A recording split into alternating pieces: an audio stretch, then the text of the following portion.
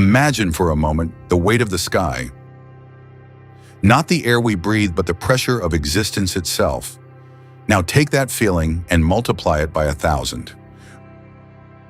Go deeper than the sunlight can reach, past the midnight zone, down into the hadal-pelagic trenches, the scars on the Earth's crust where the world literally folds in on itself. In April 2026, a specialized autonomous survey drone, the Deep Explorer 7, was mapping a previously unrecorded sub-trench near the Challenger Deep. This wasn't a search for monsters or lost cities. It was a routine geological scan, a mechanical eye looking at cold, dead rock. But at 36,000 feet below the surface, the sonar didn't return the messy, jagged echo of a trench wall. It returned a perfect geometric signature, a right angle, a sphere, a pattern. On the monitors of the research vessel Alethea, the crew saw something that physics says shouldn't be there.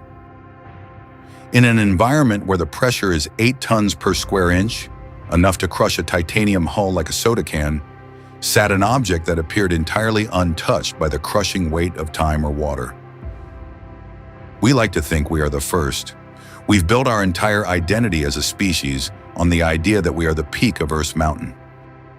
We believe that before us there was only the slow, mindless churn of biology, dinosaurs, trilobites, giant ferns. We tell ourselves that technology is a human invention, but the anomaly found this year suggests that we aren't the authors of the Earth story. We are just a late-arriving chapter. The object, now designated as Anomaly 734, is not a rock. It isn't a volcanic formation. It is an arrangement of materials that requires refinement, metallurgy, and intent. And based on the sediment layers that have settled over it, it has been sitting in that dark, silent grave for at least 55 million years. That is 50 million years before the first human ever walked upright. It is a time when the Earth was a hot tropical greenhouse, and the ancestors of modern whales still walked on 4 legs. So, if we weren't here to build it, who was? In scientific circles, there is a thought experiment known as the Silurian hypothesis. It asks a terrifyingly simple question. If an industrial civilization existed on Earth millions of years before us, would we even know? If a species lived, built cities, and harnessed the power of the atom 100 million years ago, what would be left of them today? The answer is almost nothing. The Earth is a master of recycling. Tectonic plates shift and swallow continents. Wind and rain grind mountains into dust. Cities made of steel and glass would turn to red earth in less than 1,000 years. In 1,000,000 years, every skyscraper, every bridge, and every plastic bottle would be gone. The only place where time stands still is the deep ocean. Anomaly 734 is a challenge to our arrogance. When the drone's high-frequency cameras finally illuminated the object, they didn't see a spaceship or a shrine. They saw a machine. Or at least the remnants of one. It is a complex lattice of a metallic alloy that contains traces of isotopes not found naturally on the Earth's surface. Think about the implications. We measure our civilization in a few thousand years. We went from sharpened stones to the moon in about 10 millennia. It has the distinct, unmistakable look of high-end engineering. But the Earth is 4.5 billion years old. That is enough time for a civilization like ours to rise and fall 500 times over. Imagine a species that didn't look like us. Perhaps they weren't mammalian. Perhaps they were a branch of evolution that was wiped out by the same fires that took the dinosaurs. Or perhaps they were even older.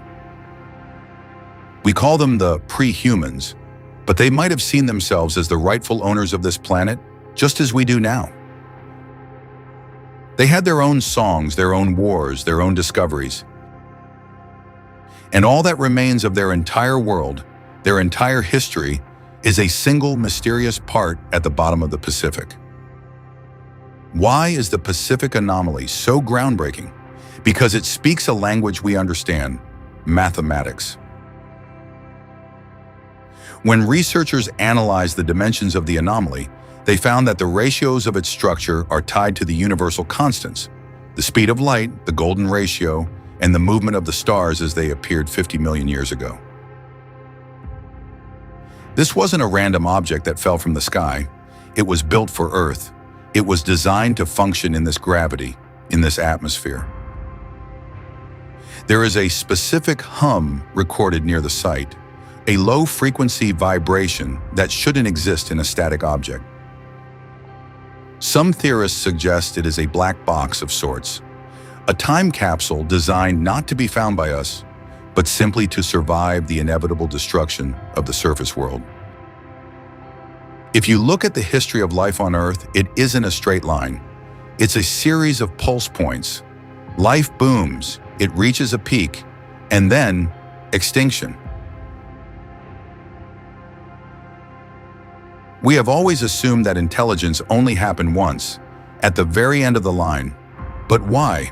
Evolution is efficient.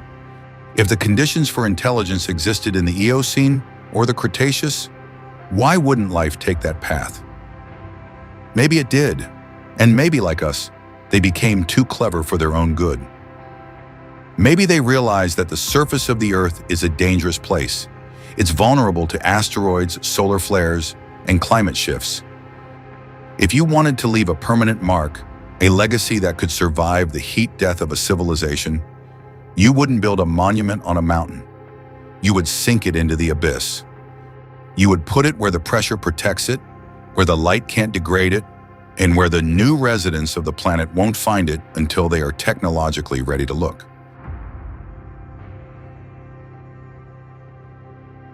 We often ask why we haven't heard from aliens in the stars.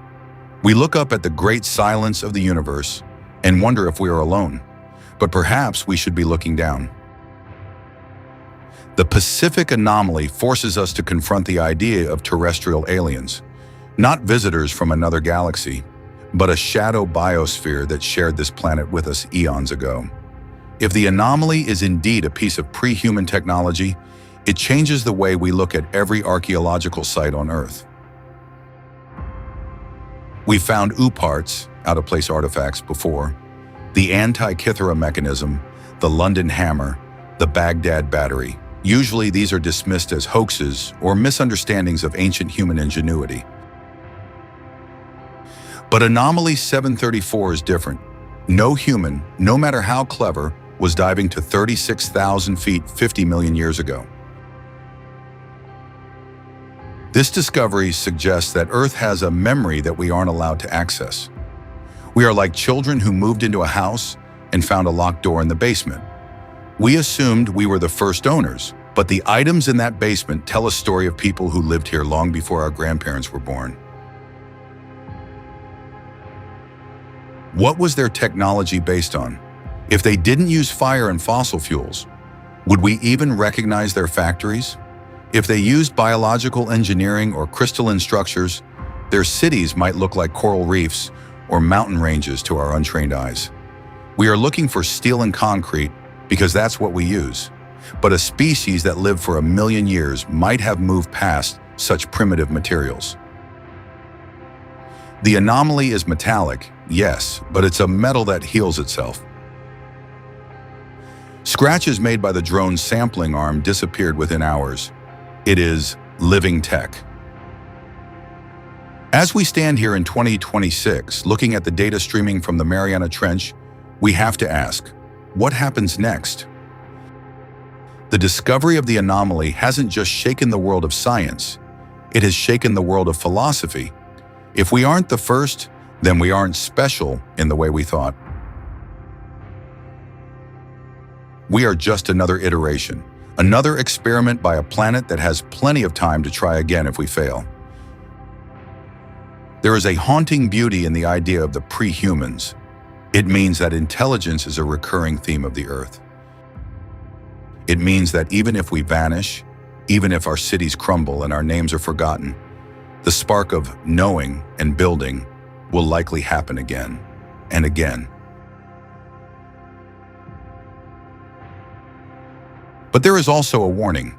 The anomaly is at the bottom of the ocean for a reason. It is the only thing left of an entire world. It is a tombstone for a civilization that likely thought they were the masters of the universe, just as we do.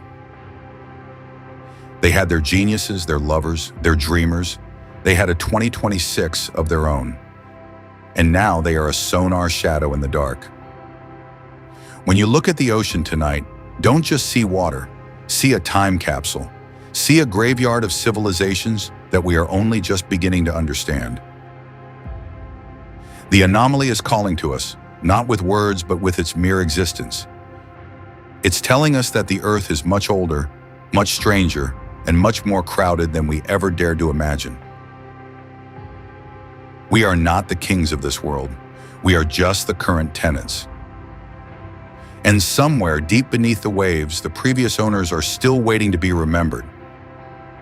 The question isn't, what is the anomaly? The question is, what did they know that we've forgotten? Stay curious, because the deeper we go, the more we realize that the greatest mysteries aren't in the stars.